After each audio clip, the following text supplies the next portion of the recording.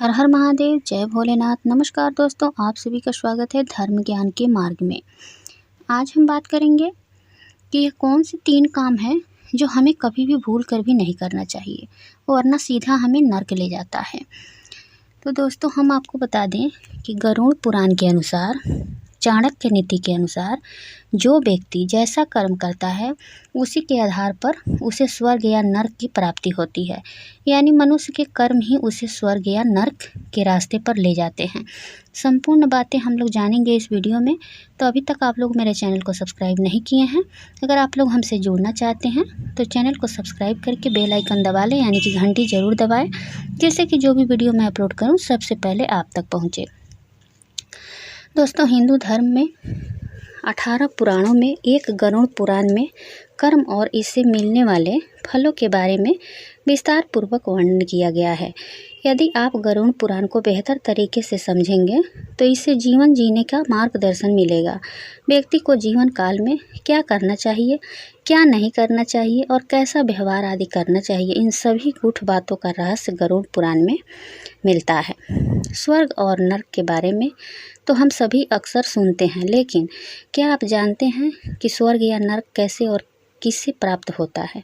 गरुड़ पुराण में स्पष्ट रूप से बताया गया है कि कैसे कर्म करने वालों को स्वर्ग या नर्क का मार्ग जाना पड़ता है। तो चलिए जानते हैं इसके बारे में विस्तार से।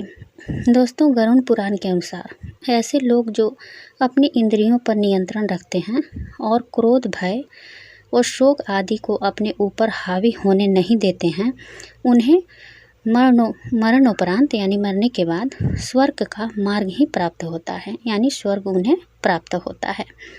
ऐसे पुरुष जिनके भीतर स्त्री के प्रति दूसरा है ये ऐसे पुरुष जिनके स्त्री के भीतर स्त्री के प्रति कोई वासना नहीं होती, जिनका मन स्त्रियों को देख विचलित नहीं होता, और जो पुरुष स्त्री को अपनी माता, बहन और पुत्री के समान मानते हैं और उसी नज़र से देखते हैं, उन्हें सदा स्वर्ग की प्राप्ति होती है। जैसे कि अपनी पत्नी को छोड़ करके अगर कोई भी स्त्री आपके सामने आती है, तो अगर वो बड़ी है आपसे तो आप उसे माँ के समान देखें, और छोटी है तो आप अपनी बहन के समान देखें, और उससे भी छोटी है तो आप अपनी पुत्री के समान मानें। तो इस प्रकार से वह व्यक्ति को स्वर्ग की प्राप्ति होती है। गरुड़ पुराण के अनुसार तीसरी बात है, गरुड़ पुराण के अनुसार जो लोग दूसरे के व्यक्तित्व में गुणों को देख उनकी तारीफ करते हैं, उन्हें मरणोपरांत यमदूत द्वारा सदा स्वर्ग के मार्ग ले जाता है। दोस्तों, गरुड़ पुराण में इन बातों का वर्णन किया गया है कि जो व्यक्ति अपने जीवन काल में कुआं, तालाब, प्याऊ, आश्रम और मंदिर आदि का निर्माण कराते हैं, उन्हें भी मृत्यु के पश्चात स्वर्ग में स्थान प्राप्त होता है। दोस्तों, गरुड़ पुराण के अनुसार जो लोग गरीब, असहाय, जरूरतमंद, अनाथ, रोगी और बुजुर्गों का उपहास करते हैं, उन्हें नरक जाना पड़ता है। इतना ही, ऐसे लोगों को नरक में कठोर यातनाएं यानी कि कठोर कष्ट भी झेलनी पड़ सकती नहीं है, बल्कि पड़ती है। गरुड़ पुराण में इस बात का उल्लेख किया गया है कि जो व्यक्ति देवी देवता की पूजा नहीं करते और पितरों का तर्पण नहीं करते, उन्हें नरक जाना पड़ता है और कठोर दंड भी भुगतना पड़ता है। गरुड़ पुराण के अनुसार ऐसे लोग जो हमेशा लोभ लालच में रहते हैं, जो हत्या करते हैं, दूसरों की संपत्ति पर कब्जा करते हैं, झूठी गवाही देते हैं, कन्याओं और स्त्रियों का व्यापार करते हैं, ऐसे लोग निश्चित ही मृत्यु के पश्चात नरक जाना पड़ता है। ऐसे लोगों को दोस्तों, कर्म ही मनुष्य का भाग तय करता है और इस बात का भी फैसला करते हैं कि मनुष्य की मृत्यु के बाद उसे देवलोक में स्थान मिलेगा या फिर नरक में। कई धार्मिक ग्रंथों में इस बात का जिक्र किया गया है कि कर्म ही प्रधान है। गरुड़ पुराण के अनुसार अच्छे कर्म करने वालों को स्वर्ग और बुरे कर्म करने वालों को नरक में भेजा जाता है। इसलिए हमें कभी भी बुरा कर्म करने से बचना चाहिए। दोस्तों, बुरा कर्म करने वालों के साथ बुरा ही नतीजा होता है। मैं बार बार हर वीडियो में आप लोगों को बताती हूँ कि दान पुण्य करने वाले व्यक्ति जो होते हैं, अगर अनजाने में कोई पाप भी हो गया है हमसे, तो उसके लिए हम कैसे प्रायश्चित करेंगे वो भी मैं आपको बताऊँगी। वीडियो में बने रहिएगा। दोस्तों, ये तो हम जान गए हैं कि बुरे कर्म का बुरा नतीजा और अच्छे कर्म का अच्छा नतीजा होता है, लेकिन पूर्व जन्म के बुरे कर्मों का परिणाम व्यक्ति को इस जन्म में भी भोगना पड़ता है। आज हम आपको ऐसे कुछ उपायों के बारे में बताने जा रहे हैं जो आपके पूर्व जन्म के पापों का प्रभाव इस जन्म में कम कर सकते हैं। देखिए दोस्तों, सबसे पहले हमसे जो पाप हुआ रहता है उसका प्रायश्चित तो हमें करना ही पड़ता है। तो उसका प्रायश्चित हम कैसे कर सकते हैं? अच्छे अच्छे कर्म करके हम कर सकते हैं। जैसे कि घर में रोज़ाना कपूर जलाने से पूर्व जन्म के पाप नष्ट होते हैं और पितृदोष को भी दूर होता है।